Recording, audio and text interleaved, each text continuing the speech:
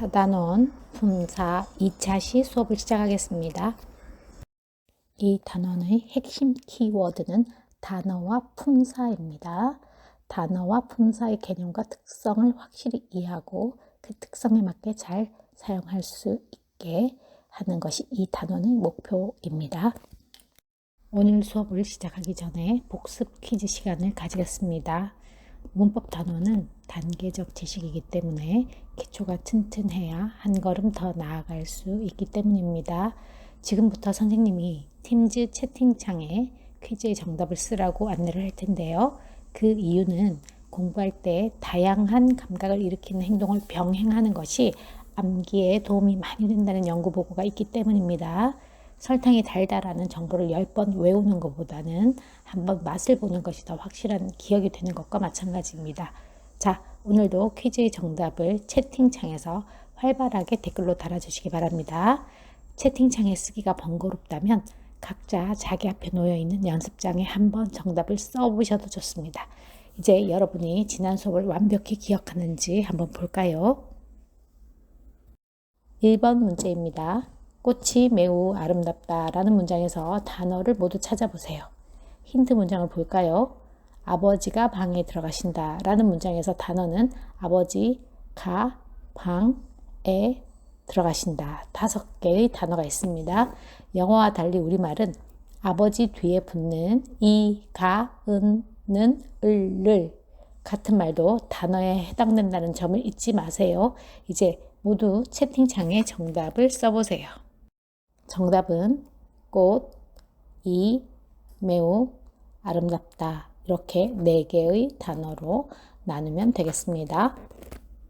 이번 문제는 단어, 즉 낱말의 뜻을 쓰는 것입니다.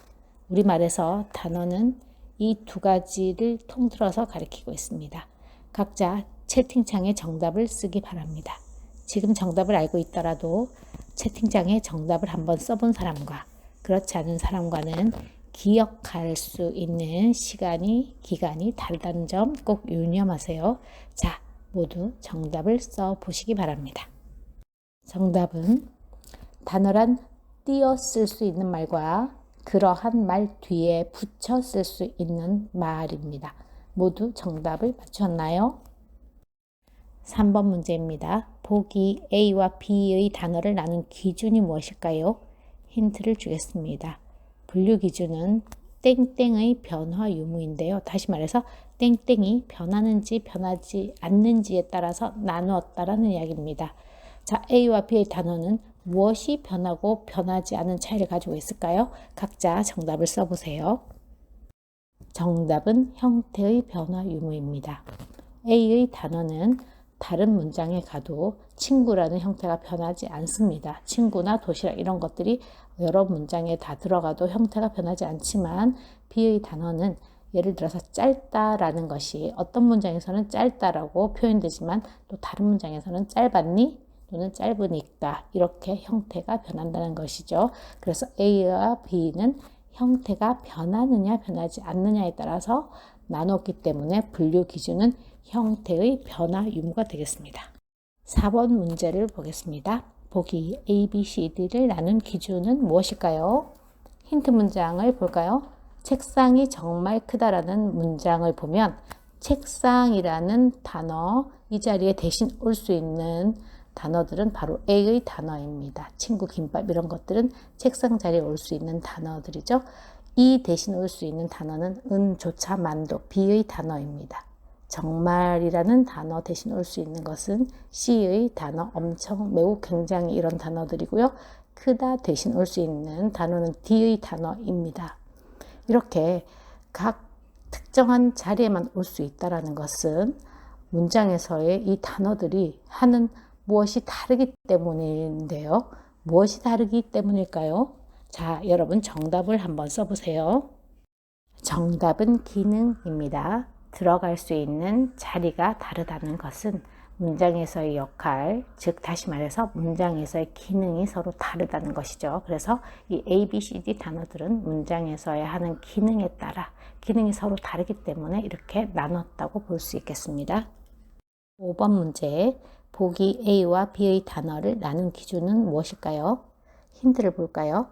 깊다, 빠르다, 크다라는 단어는 상태나 성질의 의미를 포함하고 있습니다.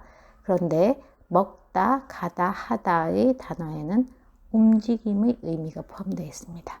자, 그러면 A와 B는 어떤 차이가 있기에 분류가 되었을까요? A와 B의 분류 기준이 무엇인지 한번 써볼까요? 정답은 의미입니다.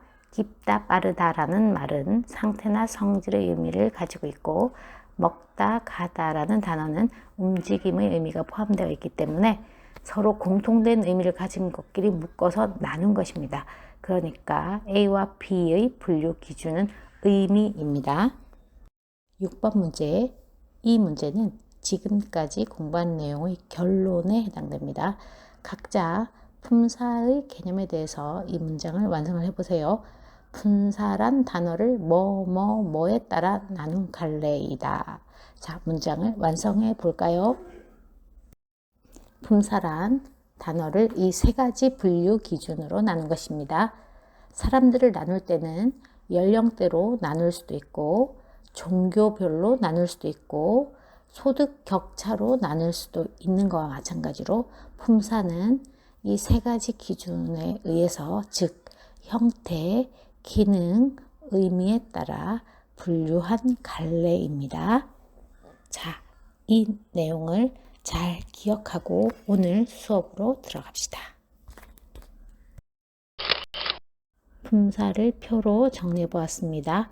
품사의 분류 기준은 첫 번째는 형태 변화의 유무인데요.